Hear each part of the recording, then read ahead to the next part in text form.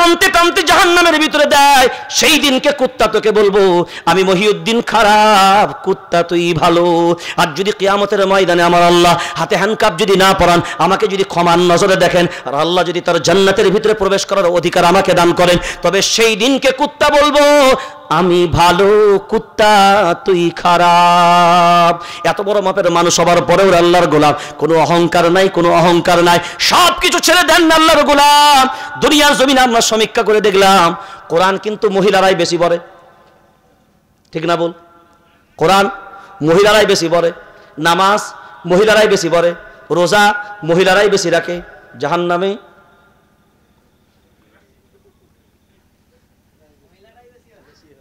তাহলে যুক্তিটা কেমন হলো যে কোরআন বেশি পড়লে তাহলে জাহান্নামে বেশি যাওয়া যায়, তাই তো নাকি? নামাজ বেশি পড়লে তাহলে জাহান্নামে বেশি যাওয়া যায়। হ্যাঁ, কিসে? ও পর্দা। এমনি সব 360 জর্দাতে মাথা ঘুরছে, পর্দা। পর্দা তো এখন মাশাআল্লাহ গাড়ির জানলাতে পর্দা, বাড়ির জানলাতে পর্দা, ঘরের জানলাতে পর্দা। প্রকৃত পর্দার আছে এখন। আবার তো বহু শ্বশুরের রং বেরিয়েছে, এই বৌমা কেন ঘুমটা দিয়ে যাবে না, আমার বউ পাড়ার মানুষ একটু দেখবে না, আমি কেরম বউ করলে এই পাড়ার মানুষ দেখার অধিকার নাই, ওই বোরখা বোরখা পড়া যাবে না, আমার বউ কেন সবাই দেখতে পায়। এই যদি মুসলমানদের চরিত্র হয় তো সিজার হবে না তো কি হবে? এই কথা বলেন না কেন? এই যদি চরিত্র হয় তো কি হবে? নামাজ নেই, কালাম নেই, কিচ্ছু নেই। বরঞ্চ যে কটা কোরআন পড়ে, এই যে কোরআন বেশি পড়ার পরও জাহান্নামে কেন, নামাজ বেশি পড়ার পরও জাহান্নামে কেন, রোজা বেশি রাখার পরও জাহান্নামে কেন, তার একটাই কারণ, তুমি রোজা রেখেছো, রোজা তোমার পরিপূর্ণ হয় নাই, কারণ তোমার পবিত্রতার জ্ঞান নাই। নামাজ তুমি পড়েছো ঠিক কথাই বেশি, কিন্তু নামাজ তোমার গ্রহণযোগ্যতা হয়নি, এই জন্য তা তোমার পবিত্রতার জ্ঞান নাই। তুমি উজু করতে জানো না, তুমি গোসল করতে জানো না, তুমি তো গোসলের সঠিক পদ্ধতিই জানো না। এখনো পর্যন্ত বহু মারা এমন আছে, ফরজ আপনার পবিত্র মাসে যে গোসলগুলো করে, ও এতটা মাটি লেগে যাবে, মাটি লেগে মাথায় ঘষবে, বলে কি হবে? বলে মাথায় ঠুকবো তবে পবিত্র হবে।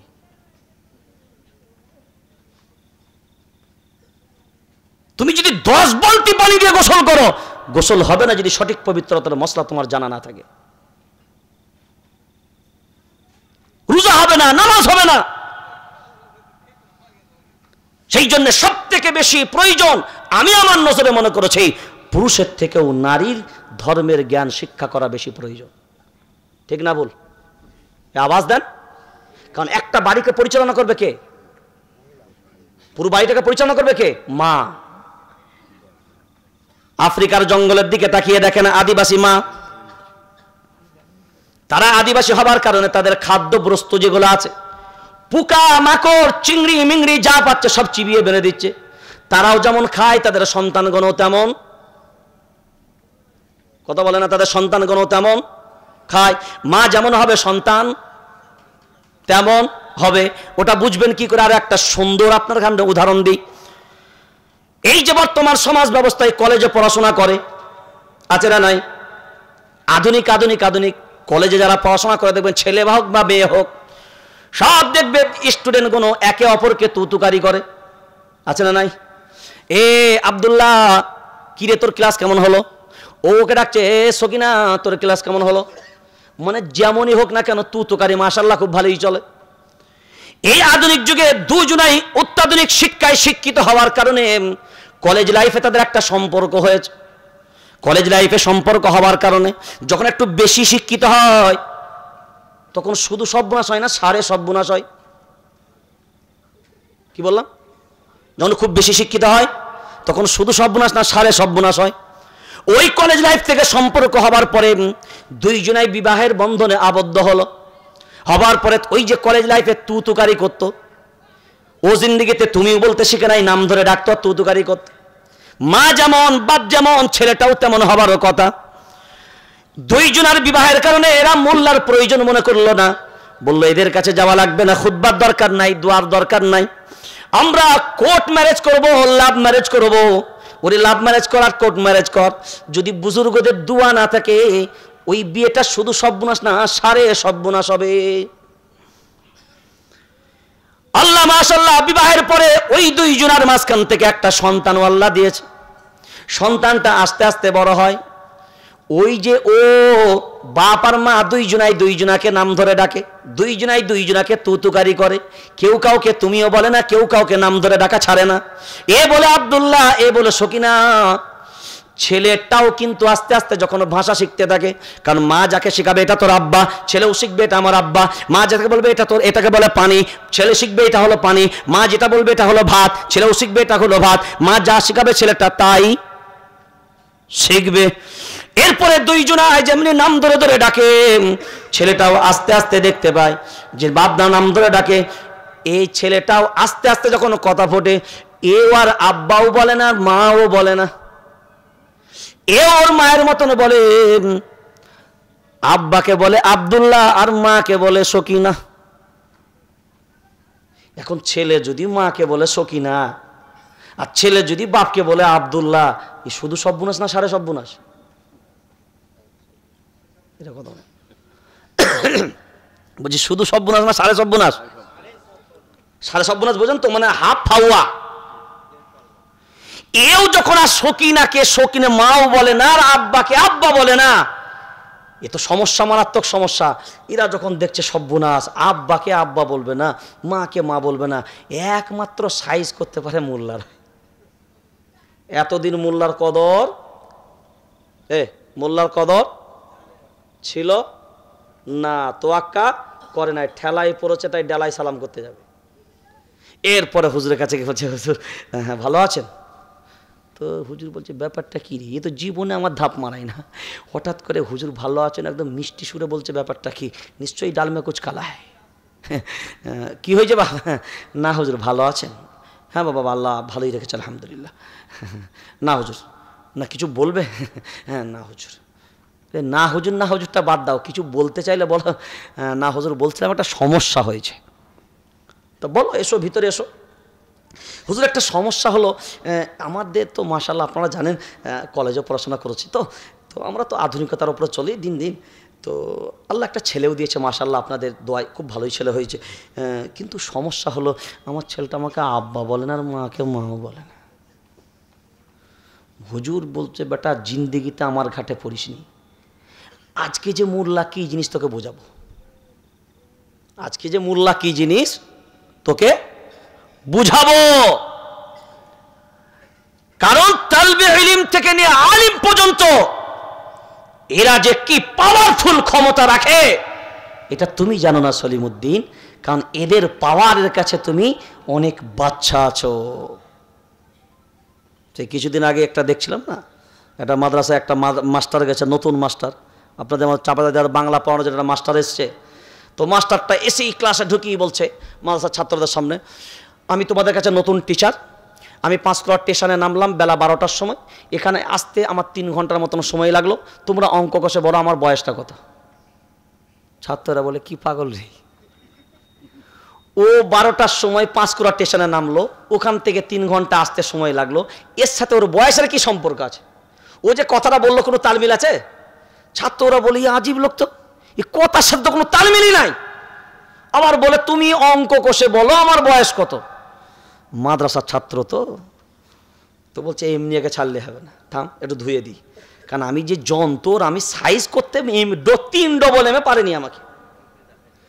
মা পারলো না, বাপ পারলো না, ফেবি কুত্তিগুলো সাইজ করতে পারেনি, মদা কুত্তিগুলো তো দূরের কথা, বাপ পারলো না, কেউ পারলো না। আর আজকে তুমি বেটা আমার পাল্লাই পড়েছো। একটা ছাত্র বলছে স্যার, আমি বলবো স্যার। তুমি বলবে আমার বয়স, তুমি অঙ্ক কষে বলে দেবে? হ্যাঁ স্যার। অঙ্ক কষলে বলা যাবে মানে? আপনি কবে মরবেন তা বলে দেবো, শুধু বাঁচবেন কি, আপনার বয়স কি? তো বলছে বলো বলো স্যার, একটু সময় দেন, একটু কোণে যাই। তো কোণে লিগে একটু খানিকক্ষণ পরে মাস্টার বলছে কি রে বাবা, এই তো দারুণ ব্রেনি ছেলে, এই অঙ্ক কষে যদি আমার বয়স বলে তো দারুণ ব্রেনি ছেলে হবে, এইরকম ছেলে কোনো মাদ্রাসায় পড়ছে, এরকম ছেলে তো মাস্টার ডাক্তার ব্যারিস্টার হবার কথা। অঙ্ক কষে কিছুক্ষণ পরে বলে স্যার পেয়েছি। বলে বলো। বলে স্যার আপনার বয়স হলো 60 বছর। আপনার বয়স হলো ক বছর? কথা বলেন না, কত বছর? 60 বছর। মাস্টার বলে, হ্যাঁ ঠিকই তো বলেছ, আমার অরিজিনালি তো বয়স 60 বছর। হ্যাঁ তুমি কি করে বললে, তুমি এত অঙ্কে পাওয়ারফুল? হ্যাঁ বলে, স্যার আপনি যদি প্রশ্ন করতে পারেন তো আমি তো তেমনই ছাত্র, তা আমি কি আর অঙ্ক কষে আপনার বয়সটা বের করতে পারবো না? তুমি কিভাবে অঙ্কটা কষলে, এই অঙ্ক তো আমারও জানা নাই যে তুমি বয়সটা আমার কিভাবে বলে দিলে। বলে, স্যার আসলে অঙ্কটা হলো, আমার গ্রামে একটা পঁচু পাগলা আছে। কি পাগলা? পঁচু পাগলা, ওর নামই পঁচু পাগলা। তো আমরা দেখেছি ওই পঁচু পাগলা হলো হাফ পাগলা, ফুল পাগলা নয়। পঁচু পাগলা হলো হাফ পাগলা। তো আমি দেখলাম পঁচু পাগলা যদি হাফ পাগলা হয় তার বয়সটা কত?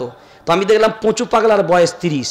আমার তাহলে পঁচু পাগলা হাফ পাগলা ওর বয়স যদি 30 হয় তো 30 প্লাস দিলে এর বয়সটা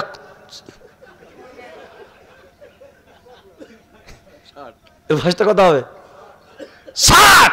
বলছে আমি পঁচু পাগলার 30 বছরের হিসাবে আপনারটা বের করেছি, ফুল পাগলের বয়স 60।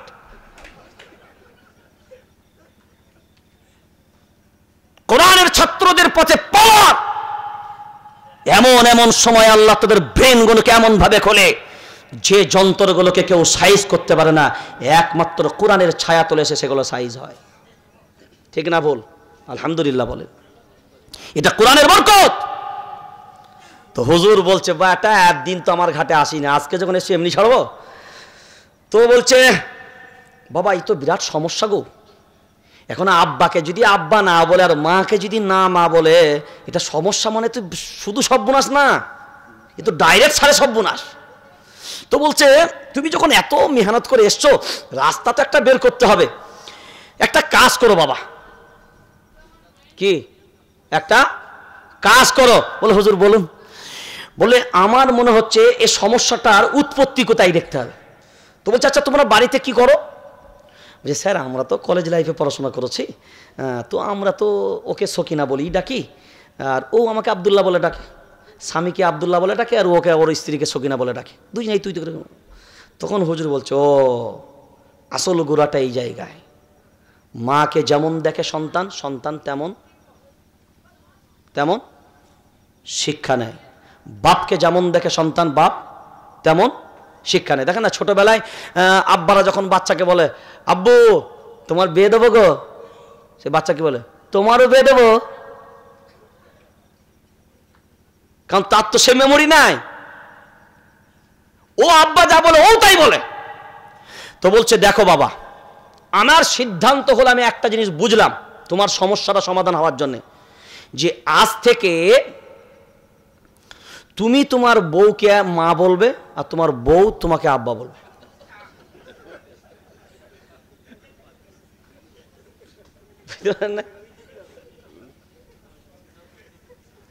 যদি আজ থেকে তুমি তোমার স্ত্রীকে মা বলো আর তোমার স্ত্রী যদি তোমাকে আব্বা বলে, তাহলে তোমার ছেলেটাও তোমার কথা অনুযায়ী আজ থেকে তুমি তোমার বউকে মা বললে ও তোমার বউকে মা বলবে।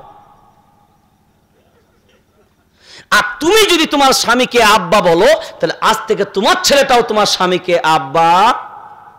কথা বলে না? ওরে আল্লাহর গোলাম, বেশি আধুনিকতার দিকে যায়। ওই জন্যই বললাম, কোরআন সুন্নাহর জ্ঞান যদি আপনার ভিতরে না থাকে, শুধু সর্বনাশ না, সারে সর্বনাশ।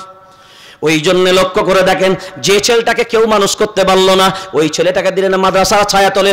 ওই ছেলেটা যখন কোরআনের সামনে বসলো, আল্লাহর গোলাম বারবার সাপের ফণার মতন কেন দুলতে থাকে? মনে আছে না ভুলে গেছেন? মনে আছে না ভুলে গেছেন? ওই সাপের ফণার মতন কেন দোলে? ইংরাজি পড়লে দুললো না, বাংলা পড়ে দোলে না, অঙ্ক করে দোলে না, ইতিহাস পড়ে দোলে না, কোরআনের সামনে কেন দোলে? আল্লাহর গোলাম, আল্লাহর কোরআন সূরা হাশরের ভিতরে আল্লাহ বললেন, লাউ আনজালনা হাযাল কুরআনা আলা জাবালিন লারাআইতাহু খাশিআম মুতাসাদ্দিআম মিন খাশিয়াতিল্লাহ। ওরে আল্লাহর গোলাম, এই কোরআন যদি পাহাড়ের উপর আল্লাহ নাজিল করে দিতেন, পাহাড় চূর্ণ বিচূর্ণ হয়ে যেত। লক্ষণীয় বিষয় হলো 104 খানা আসমানি কিতাব আল্লাহ নাজিল করেছেন। 4 খানা হলো 4টা বড় বড় কিতাব, 100 খানা হলো সহিফা। 4টা বড় কিতাবের ভিতরে আয়তনের দিক দিয়ে সবথেকে বড় কিতাবটার নাম হলো তাওরাত। 8 হাত চওড়া, 12 হাত লম্বা, 1000 খণ্ড, 1000 খণ্ড, প্রতিটা পারাতে 1000 করে আয়াত, প্রতিটা পারায় 1000 করে আয়াত, 1000টা খণ্ড, 1000টা পারা, কোরআনুল কারীম 6666টা আয়াত, 30টা পারা। এইটাই যদি এত বড় মনে হয় আল্লাহর গোলাম, আয়তনের দিক দিয়ে সবথেকে বড় কিতাবটা আসমানি কিতাবের নাম হলো তাওরাত। 1000টা পারা, প্রতিটা পারায় 1000 করে আয়াত, এত বড় বিশাল কিতাব। ওই তাওরাতের জন্য আল্লাহ বলেনি পাহাড়ের উপরে নাজিল করলে পাহাড় চূর্ণ বিচূর্ণ হতো, কিন্তু কোরআনুল কারীমের জন্য আল্লাহ বললেন এই কোরআনুল কারীম যদি পাহাড়ের উপরে নাজিল করা হতো পাহাড় চূর্ণ বিচূর্ণ হতো। এত ওজন, এত ওজন, এত ওজন। ওই বাচ্চারা যখন কোরআনের সামনে বসে, চুম্বক ছিলেন, চুম্বক বোঝেন, চুম্বক যদি নিচে রেখে দেন, লোহাটাকে যদি উপরে দেন, তো চুম্বকটা লোহাটাকে তাড়িয়ে দেবে মনে হয় না কাছের দিকে টানবে? জোরে বলেন, কাছের দিকে টানবে। চুম্বকের কাজ হলো আকর্ষণ করা, চুম্বকের কাজ হলো আকর্ষণ করা, চুম্বকের কাজ হলো আকর্ষণ করা। ওই বাচ্চা যখন কোরআনের সামনে বসতো আল্লাহর গোলাম, কোরআন এমন একটা চুম্বকময় কিতাব, কোরআন এমন একটা চুম্বকময় কিতাব, এমন একটা আজমতময় কিতাব।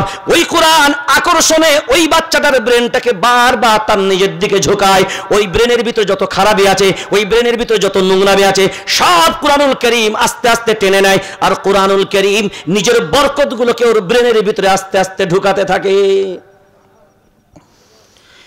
এবং ও যখন কোরআন আস্তে আস্তে মুখস্থ করতে থাকে আল্লাহর গোলাম, বিসমিল্লাহির রহমানির রহিম, কফ ওয়াল কুরআনিল মাজিদ, বাল আজিবু আন জাআহুম মুনদিরুম মিনহুম ফাকালাল কাফিরুনা হাদা শাইউন আজীব আইযা মিতনা ওয়া কুন্না তুরাবান যালিকা রাজউন বাঈদ ক্বাদ আলিমনা মা তানকুসুল আরদু মিনহুম ওয়া ইনদানা কিতাবুন হাফীজ বাল কাযযাবু বিল হাক্কি লাম্মা জাআহুম ফাহুম ফি আমরিন মারিজ।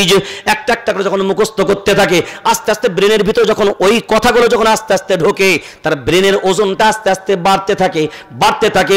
ওজন এমন বেড়ে যায়, আর ওজন যখন ভারী হয় অটোমেটিকলি সেই জিনিসটা নিচের দিকে ঝুঁকতে থাকে। এইটাই হলো কোরআনুল কারীমের পাওয়ার। ও যখন কোরআনের সামনে বসলো, ওর ভিতরে সব খারাপিগুলো আস্তে আস্তে বের করে দিলেন, কোরআন তার নিজের ফায়াজগুলোকে ঢুকাতে থাকলো।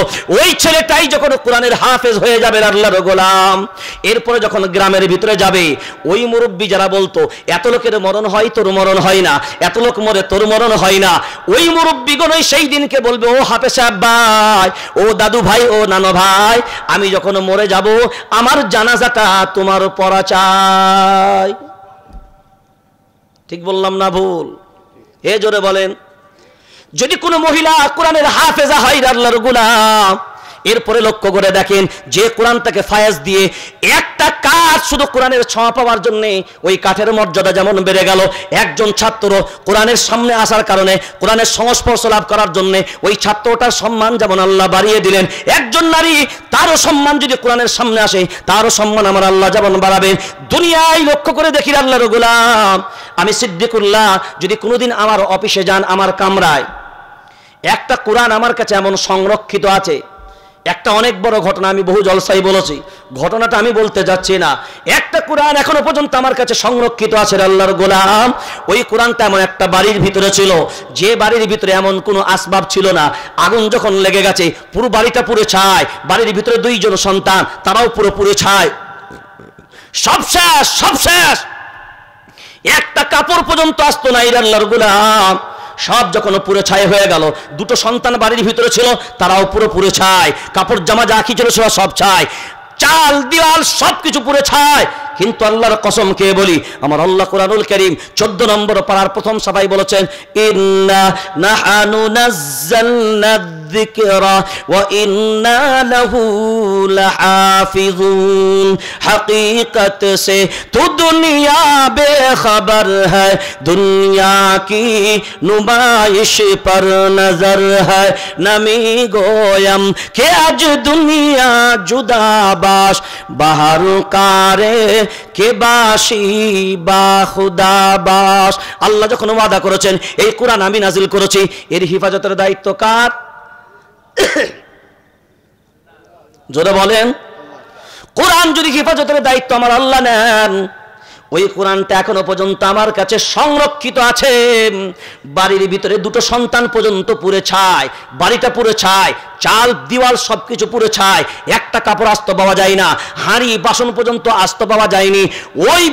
ওর ভিতরে আমার আল্লাহ যেমন ওয়াদা করেছেন, কোরআনের হেফাজতের দায়িত্ব আমি নিই। ওরে আল্লাহর গোলাম, আল্লাহর কসমকে বলি, ওই বাড়ির ভিতরে আল্লাহর পবিত্র একটা কোরআন রাখা ছিল। ওই কোরআনের গায়ে পেপার দিয়ে বার্নিং করা, যেমন এর গায়ে পেপার দিয়ে বার্নিং করা, ওই কোরআনের গায়ে পেপার দিয়ে বার্নিং করা। আল্লাহর কসমকে বলি, এত আগুনে দুটো সন্তান পর্যন্ত পুড়ে ছাই, কিন্তু এই বাড়ির ফাঁকা জায়গায় কোরআনটা রাখা ছিল, কোরআনের একটা অক্ষর পর্যন্ত পোড়াতে পারেনি। জোরে আল্লাহু আকবার বলা যাবে না? এরপরে লক্ষ্য করে দেখেন, দুনিয়ার আগুন যদি কোরআনের পাশের গিলাপটা যদি পোড়াতে না পারে, একটা অক্ষরকে যদি পোড়ানোর ক্ষমতা না রাখে, মায়ার নবী মদিনাওয়ালা বললেন, মান করা আল কুরআনা ফাস্তাযহারাহু ফাআল্লা হালালাহু ওয়া হাররামা হারামাহু আদখালাহু আল্লাহুল জান্নাতা ওয়া শাফাআহু ফি আশরাতিন মিন আহলি বাইতিহি কুল্লুহুম কদ ওয়াজাবাত লাহুন নার। মায়ার নবী মদিনাওয়ালা বললেন, জাহান্নামের ভিতরে কিয়ামতের ময়দানে যখন কোরআনের হাফেজরা উঠবে, কোরআনের হাফেজরা যখন উঠবে, আমি আল্লাহ কিয়ামতের ময়দানে এই কোরআনের বরকতে, এই কোরআনের বদৌলতে, আমার কোরআনকে সংরক্ষণ করার জন্য কিয়ামতের ময়দানে কোরআনের হাফেজকে আমি ডাকবো, কোরআনের হাফেজাকে আমি ডাকবো। ডাকার পরে আমি আল্লাহ বলবো, শোনো, আজকে তোমার জন্য আমি কি খিদমত করতে পারি?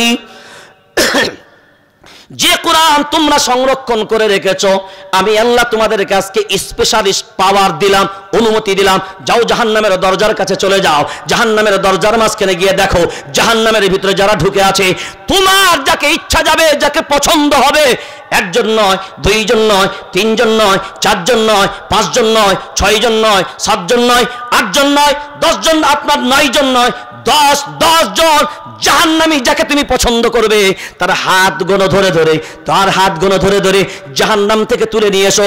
আমি আল্লাহ তোমার পছন্দ মতন ওই 10 জন জাহান্নামীকে আমি আল্লাহ আজকে আমার পক্ষ থেকে জান্নাত দান করব। দুনিয়ার আগুন যাকে পোড়াতে পারে না, সেই কোরআন ওয়ালিকে কি জাহান্নামের আগুন পোড়াতে পারবে? কথা বলে না? যারা কোরআনের প্রতি ভরসা বিশ্বাস রাখবেন, সন্তান পেটে থাকা অবস্থায় তার কি করণীয়, তার কি বর্জনীয়, এ সমস্ত শরীয়ত মোতাবিক যখন জানবেন, আমি দায়িত্ব নিয়ে বলছি, আল্লাহর ইহসান, তাকে নরমালি ডেলিভারি হওয়া লাগবে, সিজার লাগবে না, আল্লাহ তার ইজ্জত রক্ষা করবেন। আর নতুবা ওই রকম চলবে, আল্লাহ ফেনি কুত্তিগুলোর ইজ্জত রক্ষা করবে, আমি আপনি আমার ইজ্জত রক্ষা করতে পারা যাবে না। সেই জন্য সব ছেড়ে দিয়ে বর্তমান সময় আর সময়ের যা পরিস্থিতি আর যা দাবি, এই দাবিতে একটা দাবি আপনাকে পূরণ করতেই হবে। আজকে আমার বাড়িতে ছেলে মেয়েদেরকে যেমনই লেখাপড়া শেখান না কেন, কোনো আপত্তি নেই, যদ্দূর পড়াবেন পড়ান। এই যে অনেক সময় মাধ্যমিক পরীক্ষা সামনে আসছে, মাধ্যমিক পরীক্ষার পরে দেখা যায় যে ছেলে মেয়েরা ওই 3 মাস বিভিন্ন ট্যুরে, বিভিন্ন বেড়াতে যাচ্ছে বিভিন্ন জায়গায়, ওই সময়টা আপনারা কোনো মহিলা মাদ্রাসা হোক, কোনো জায়গায় ক্যাম্পিং করে হোক, ওলামাদের সাথে সম্পর্ক রেখে এই 3 মাস আপনার মেয়ে হোক, ওই মাধ্যমিক পরীক্ষা দেওয়ার ছাত্রগণ বা ছাত্রীগুলোকে, মহিলা হলে মহিলা মাদ্রাসার সাথে যোগাযোগ করে 3 মাস তাদেরকে আলাদা একটা ট্রেনিংয়ের ব্যবস্থা করা হোক। এই 3 মাসের ভিতরে অন্তত পবিত্রতা কেমন হওয়া লাগবে, নামাজের পদ্ধতিগুলো কেমনভাবে মহিলা নামাজ পড়বে, তার তরতিবগুলো যদি 3 মাসে অন্তত তাকে একটা ট্রেনিং দেওয়া যায়, তাহলে 3 মাসে দেখা যাবে তার নামাজটা ঠিক হয়ে যাবে, অন্তত তার পবিত্রতা ঠিক হবে। সেই নারীটা মাধ্যমিক পড়ার পরেও ওই 3 মাস সময়টা অপচয় হলো না, বরঞ্চ তার জন্য একটা কাজে লেগে যাবে। বুঝতে পারেন না? এগুলো আমাদের উদ্যোগ নিতে হবে। বড়রা এ সমস্ত পরামর্শ দিচ্ছেন এখন।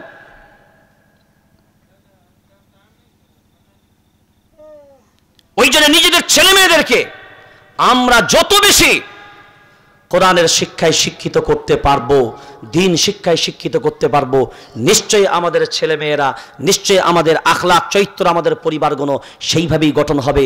আর যদি সেইভাবে আমাদের ছেলে মেয়েদেরকে তৈরি করতে না পারি, তাহলে কিন্তু আমাদের জন্য বড় দুর্ভোগ রয়েছে। কারণ মা যদি সঠিক তরতিবওয়ালি হয়, বাচ্চাটাকে যখন থেকে লালন পালন করবে, তখন থেকে কিন্তু সে সম্পূর্ণ শরীয়ত মোতাবিক করবে। আমাদের হয় কি জানেন তো, যে সমস্ত বাচ্চারা একদম কচি বাচ্চা, মা ঘুম পাড়াচ্ছে বাচ্চাকে, ওই মানা ঘুমিয়ে পর, ওই বাঘ আসছে, এ ঠিক না বল? মনে ঘুমিয়ে পর কে আসে? আচ্ছা আপনি অরিজিনাল বলেন তো, বাঘ আসে? মা কার আশ্রয় নিল? মিথ্যার আশ্রয়। আর অরিজিনালি যদি বাঘ আসতো, ওই মাটা প্রথমে থাকতো না? ও কাপড় তুলে আগে ছুটতো। ও ছেলেকে ভয় দেখাচ্ছে, মনে ঘুমিয়ে পর বাঘ আসছে। এই যে বাচ্চাকে মিথ্যার আশ্রয়, ওই মা যদি দিনদার হতো, বাচ্চাকে প্রথম থেকে বলতো মানা ঘুমিয়ে পড়ো, আল্লাহ দেখতে পাচ্ছেন। ভয়টা কার ঢুকতো? আল্লাহর কোরআন বলেছে না, ইন্না আকরামাকুম ইনদাল্লাহি আতকাকুম। সূরা কাফের শেষ অংশে আল্লাহ বলেছেন, ফাযাক্কির বিল কুরআন, ফাযাক্কির বিল কুরআন মান ইয়াখাফু ওয়াঈদ, মান ইয়াখাফু ওয়াঈদ। আল্লাহর ভয় যাদের ভিতরে থাকবে, কোরআনের কথা তাদেরকে শোনালে দিলে গাঁথবে, আর নতুবা কোনো লাভ নেই।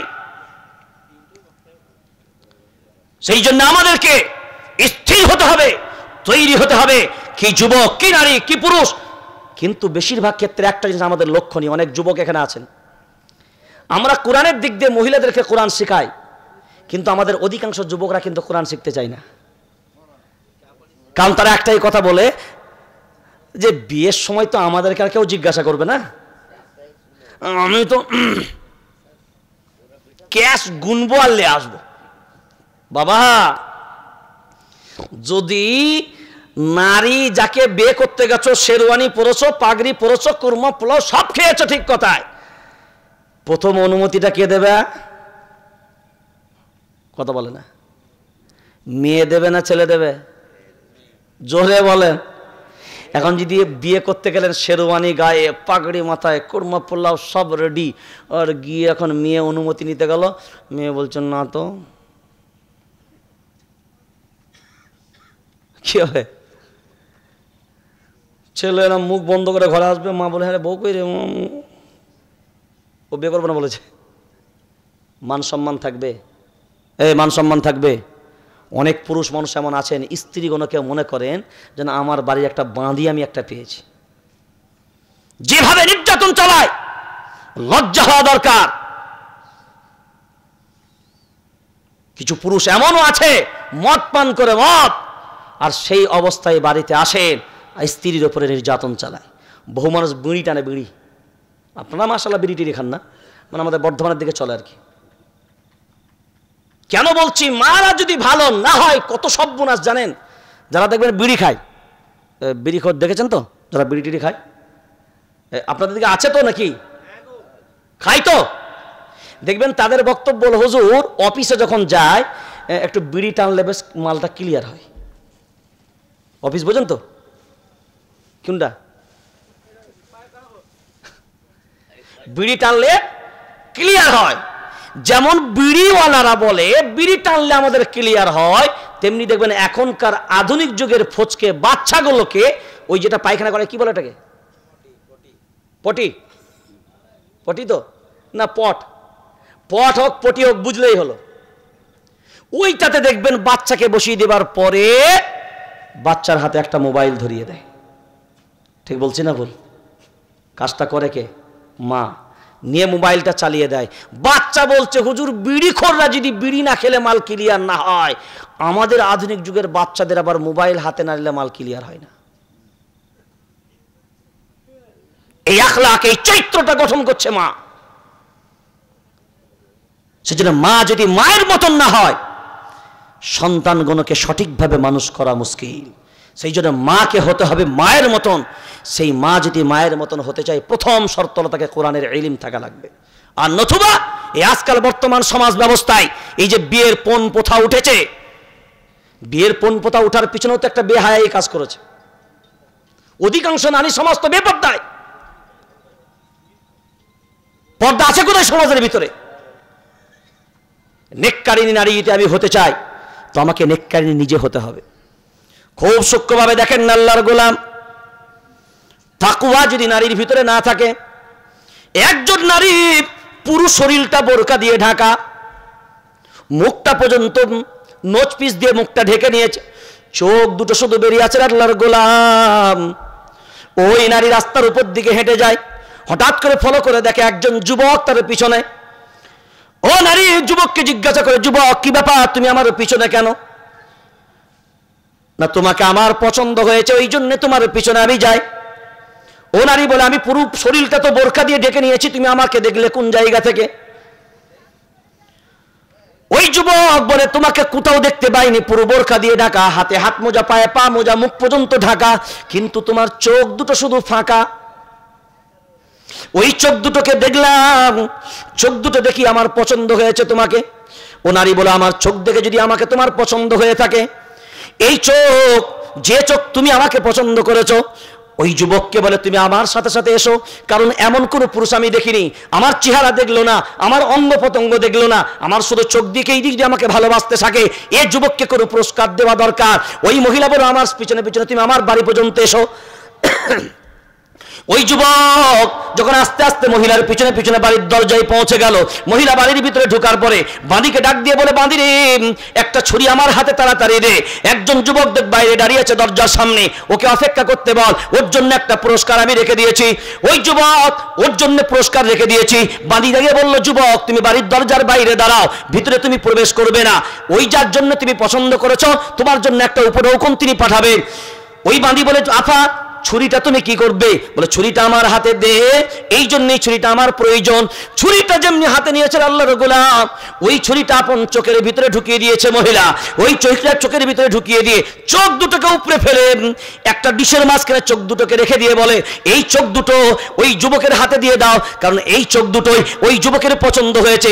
আমি নারী, এই চোখ দিয়ে, যে চোখ আমার একজন যুবক পছন্দ করেছে, ওই নোংরা চোখ দিয়ে আমি আমার আল্লাহকে দেখতে চাই না, ওই জন্য চোখগুলো ওকে দিয়ে দাও, ওকে উপঢৌকন দিয়ে দাও। ও চোখগুলো ভালোবেসেছে, চোখ দেখে পছন্দ হয়েছে। আমার মাওলা যদি আমার প্রতি রাজি থাকে, কিয়ামতের ময়দানে যে আল্লাহ আমাকে গঠন করেছেন, সব অঙ্গ দান করেছে, সেই আল্লাহ যদি আমাকে পছন্দ করে, আল্লাহ যদি মনোনীত করেন, কিয়ামতের ময়দানে আল্লাহ যদি নতুন করে আমাকে চোখ দান করেন, সেই চোখ দিয়ে আমার মাওলাকে দেখব। এই নকল চোখ দিয়ে আমি আর আমার মাওলাকে দেখতে চাই না। এই যদি পর্দা করতে পারি আল্লাহর গোলাম, এই রকম যদি তাকওয়া হয়, এই রকম যদি খোদাবিরত হয়, তবে হবে তবে হবে তবে হবে নেককারিনী নারী, উত্তম সম্পদ। বেহায়ার জিন্দগিতে চলবেন, হাই রে আফসোস, পর্দার লিহাজ তো নাই। এখনকার যুগে সব থেকে কঠিন একটা বেহায়াই হলো কি জানেন? খালাতো ভাই, ফুপুতো ভাই, বুনাই, মামাতো ভাই, এইগুলোকে মনে করে এদের কাছে কোনো পর্দা নাই। ঠিক বলছি না ভুল? আর দেওরের কাছে তো পর্দাই নাই, ওর তোমার দেওর হয়। এ ঠিক না ভুল?